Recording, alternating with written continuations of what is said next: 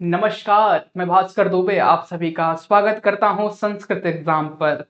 आज हम लोग यण संधि को देखने वाले हैं। बहुत से ऐसे छात्र हैं जो संधि को तो पढ़ते हैं लेकिन वो बार बार भूल जाते हैं। लेकिन आज की हम इस क्लास में 2-3 मिनट या 5 मिनट की ही हम लोगों की क्लास होगी, जिसमें आप यण संधि पूरा एकदम अच्छे तरीके से आपके दिमाग में घुस जाएगा।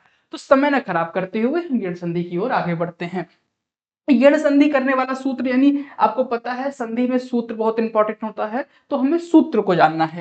यानी यण संधि करने वाला सूत्र क्या है? सूत्र तो आप सभी को मुझे लगता है पता होगा, इको यणचि। नहीं पता तो आप इसको लिख लीजिएगा, इको यणचि। ठीक है, ये सूत्र है। इस सूत्र से क्या होता है? यण संधि होता है ना। पहला पॉइंट जो हमें ध्यान में रखना है। अब हमें इस सूत्र को ही देखना है कि यह सूत्र क्या कह रहा है। इसमें आप देख पाओगे इक है, यण है और अच है। तो हम इसको लिख लेते हैं, इक लिख लेते हैं और यण लिख लेते हैं और फिर हम लिख लेते हैं अच। अच पता है आपको? अच यानी स्वर वर्ण होता है। स्वर वर्ण को ही अच कहते हैं। जितने भी स्वर वर्ण हैं आपके 9 स्वर वर्ण होते हैं जो अच प्रत्याहार के अंतर्गत आते हैं। तो इसी को कहते हैं क्या? हमारा जितने भी स्वर वर्ण हैं उसको संस्कृत में अगर शॉर्ट में कहना हो तो उसे हम अच कह देते हैं। यानी ये जो प्रत्याहार हैं, जैसे हम किसी भी चीज को शॉर्ट में कर दें, छोटे में कर दें, उसी को हम प्रत्याहार के लिए उसका इस्तेमाल करते हैं। जैसे हम उत्तर प्रदेश से उत्तर प्रदेश ना कह के हम यूपी कह देते हैं, उसी तरीके से संस्कृत में होता है। जैसे हमें कोई बड़े चीज को, बड़े शब्दों को हमें कहना है तो हम उसे प्रत्याहार के माध्यम से कह देते हैं। जैसे इक है, इक प्रत्याहार है। इक प्रत्याहार के अंतर्गत आने वाले वर्ण क्या हैं ये हम देख लेते हैं। ई, उ, री और री, ये 4 वर्ड आपके इक प्रत्याहार के अंतर्गत आते हैं। हमने इक कहा, इससे हमें पता चल गया इक के अंतर्गत ये 4 वर्ड हैं। यानी हमने इक कहा तो इन 4 वर्डों को कहा। ठीक है, और यड़ क्या है? यड़ भी प्रत्याहार है। इसके अंतर्गत आएगा या, वा और रा, फिर आपका ला। ये 4 वर्ड आएंगे आपके यण प्रत्याहार के अंतर्गत। ठीक है भैया। और यच अच क्या है? ये अच यानी सभी स्वर वर्ण, यानी 9 वर्ड जो होते हैं आ ई उ री री ए ओ आई औ, ये आपके स्वर वर्ण हो जाते हैं। तो ये सारे स्वर वर्ण हो। सर ये सारी चीजें जान ली, पर अब होगा क्या यहाँ पर? होगा कुछ नहीं, बस यहाँ आप ध्यान दो। ये कह रहे हैं, यह सूत्र कहने का मतलब है कि इक के स्थान पर यड़ होगा। आप यहाँ पर लिख लो कि इक के स्थान पर, इक के स्थान पर यड़ होगा। ठीक है सर, यड़ होगा, पर कब होगा? इक के स्थान पर यड़ होगा, यानी ये सारे वर्ड हो गए। इन सारे वर्डों के स्थान पर ये वर्ड होगा, इसके स्थान पर ये होगा, इसके स्थान पर ये होगा। पर कब होगा? कह रहे हैं यदि यदि स्वर वर्ण पर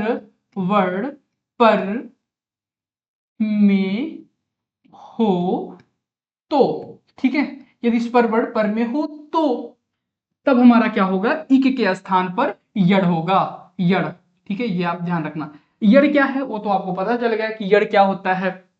यड़ के अंतर्गत ये सारे वर्ड आते हैं। ये ध्यान रखना कि इक के स्थान पर या ही होगा, उ के स्थान पर वा ही होगा, री के स्थान पर रा होगा और री के स्थान पर ला होगा। क्यों ऐसा हो रहा है? क्यों उ के स्थान पर या नहीं हो रहा है? क्यों ई के स्थान पर या ही हो रहा है? ये हमें ध्यान में रखना है। यह इसलिए हो रहा है क्योंकि ई का और या का उच्चारण स्थान क्या है? सेम है। क्या है? उच्चारण स्थान एक ही है, एक ही है। इसीलिए ई के स्थान पर या हो रहा है। हम देखते हैं ना, इचु यसा नाम तालु, ई और चवर्ग और या का उच्चारण स्थान क्या है? तालु है। यानी ई का और या का उच्चारण स्थान सेम है। तो समझ गए, ई के स्थान पर या होगा, उ के स्थान पर वा होगा, री के स्थान पर रा होगा और री के स्थान पर ला होगा। कब होगा? जब पर, यानी बाद वाले, जो बाद वाला हिस्सा होता है आपको पता है संधि में होता है 2 भाग होते हैं। एक ये वाला भाग, इसे कहते हैं पूर्व वाला। पूर्व का मतलब होता है पहले वाला भाग, यानी पहला वाला भाग होता है। और दूसरा होता है, इसको हम संस्कृत में बोलते हैं पर, यानी बाद वाला भाग। तो यानी इस वाले पूर्व वाले में आपका ई उ रिल री, ये 4 वर्ण में से कोई होना चाहिए। यानी इसमें इक होना चाहिए और इधर क्या होना चाहिए? इधर आपका यड़ होना चाहिए। ठीक है, ये सारी बातें होनी चाहिए। तो नहीं, इधर आपका यड़ नहीं होना चाहिए, इधर आपका अच होना चाहिए।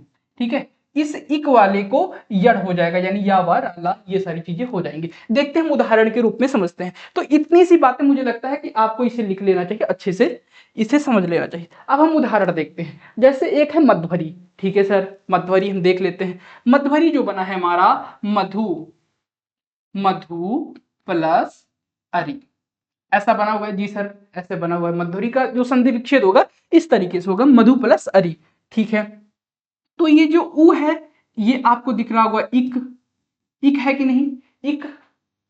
और जो आपका पर है यानी पूर्व में इक है, और जो पर है यानी इसमें क्या है, अच।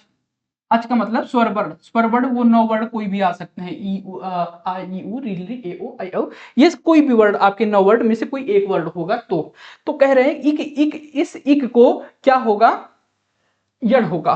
तो हम देखते हैं इक में क्या, कौन सा वर्ड है, इक यानी उ। उ क्या है, इक है जी सर, उ इक है। कह रहे हैं इस उ को यड़ होगा, क्या होगा, यड़ होगा। अब यड़ देखेंगे, उ के स्थान पर हमने क्या देखा था, उ के स्थान पर वाह होगा, क्या होगा, वाह होगा। ठीक है सर, वाह आधा रहेगा, ये बात ध्यान रखें। अब इसको जब हम इसका संधि विच्छेद करेंगे क्या बनेगा, ऐसे स्थिति अब हो गई है, मध्य, ठीक है, वाह प्लस अरी, ना ऐसी हुई है।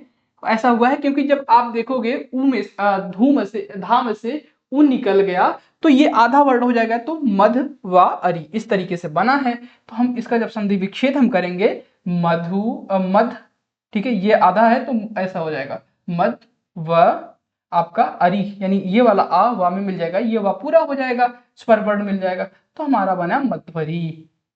उसी तरीके से हमारा धात्रंसः, उसी तरीके से हमारा बनेगा यद्यपि। ना धात्रंसः हम देख लेते हैं, फिर हम देखेंगे धात्री, इसका संधि विच्छेद क्या होगा, धात्री प्लस अंसः। ठीक है, धात्रंसः क्या बनेगा, धात्री प्लस अंसः, बना हमारा क्या, धात्रंसः।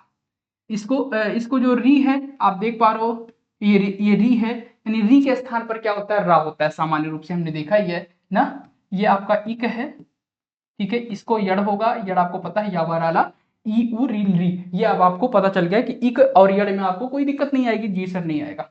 और अंशः आप देख पा रहे हो, अंशः का आ है, ठीक है, ये स्वर वर्ड भी है, यानी यहाँ आपका स्वर है, तो स्थिति एकदम अनुकूल है। तो हम बनाएंगे क्या, धात्री, ये री को जो हमारा री है इसको रा हो जाता है, तो हमारा बनेगा धात प्लस रा प्लस अंसा।